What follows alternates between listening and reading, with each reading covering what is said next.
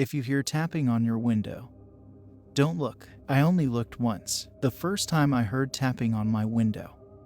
It was very faint and very slow, slowly turning around in my bed. My eyes focused on the window, and I regret it now. If I just hadn't looked, so much could be different. The sight made the skin around my eyes stretch backwards and away further than they'd ever gone, my mouth widening to release the loudest scream but no noise coming out. My pupils growing thinner until they were mere dots. My neck pushing backwards to get away. We stared for minutes. I discounted it as a bad dream. The next day, just before midnight, I clearly heard steps outside my window. Like a horse galloping, I shoved my head under my blanket and tried my hardest to still myself. The tapping began.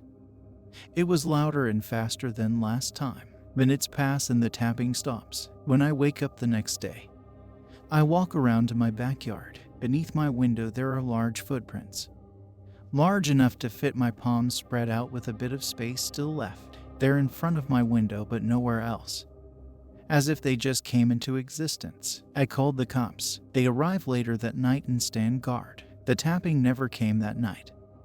I fell asleep in peace and a clutch of hope tells me things are going to be fine. Eventually the cops leave. I wake up in the middle of the night. It's pitch black outside. I heard loud disgruntled tapping on my window. The tapping is much more forceful than before. I can hear the windows shaking. I know something is staring at the little lump in the bed with sullen eyes. The large pit in my stomach told me so. I don't know why. But I'm still. It feels comfortable, I guess. A delusion telling me it can't see me if I'm just still enough. But I can't help but breathe. And the breathing makes me rock slightly up and slightly down. The tapping stops, eventually. And when I wake up I feel like a wreck. I call the cops again, but this time they're not nearly as receptive. Things can't go on like this.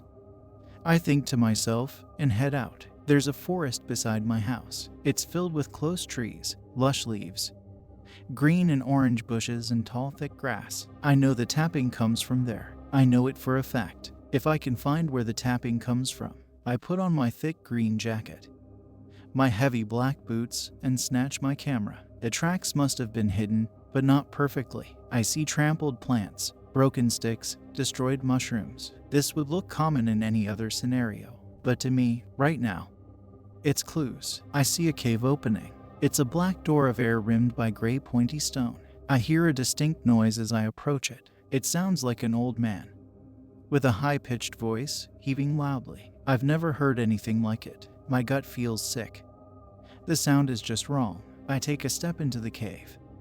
My leg disappears into the cold abyss. As if the darkness bit it off, a spark of energy shoots through my body. Everything in me is begging me to not go in. I take a few steps, and the darkness envelops me. I tread, feeling my way forward.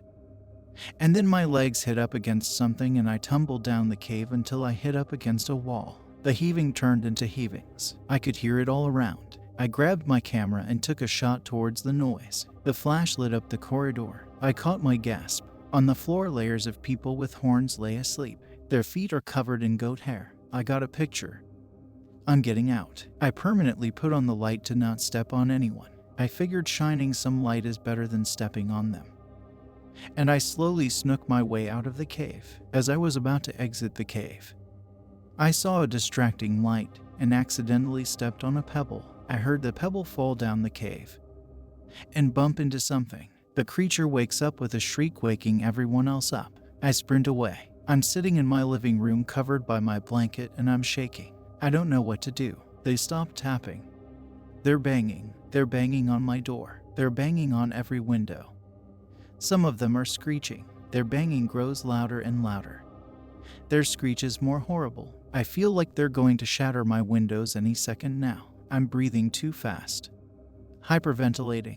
It goes out and in. I can't control myself. Just stop. Please stop. I'll remove the pictures, I swear. I hear sirens in the distance. The banging stops. I hear them running towards the forest. Thank God, I'm saved. My neighbor had called the cops. I fumble out to explain what happens.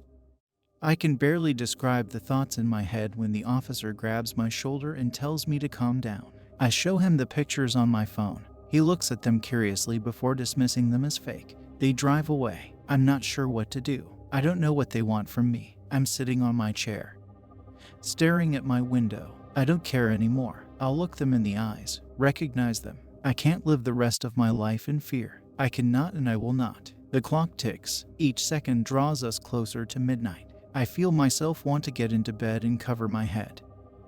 But no, I won't do it this time. I'm going to look, even if it's the end of me. I will look. I blink and they're all standing there. 5 large, tall, hollowed out faces staring right at me. We make eye contact, but I hold my ground. They're angry. They're showing their teeth. They bring their large rotten hands up to the window. Nails that have grown for ages are on them. They bang, and they bang, and for 3 minutes they're banging on my window. A spark appears on the window like lightning, then another one, and then the window shatters. They reach for me with their long hands and grab me, pulling me out. I scream and jerk and kick, but it doesn't matter. I'm one of them now. I don't know what they did exactly, but I've changed. I'm no longer human. I no longer have 5 fingers. I feel my consciousness, my humanity, fading away. I'm typing this up on my phone whilst I still can.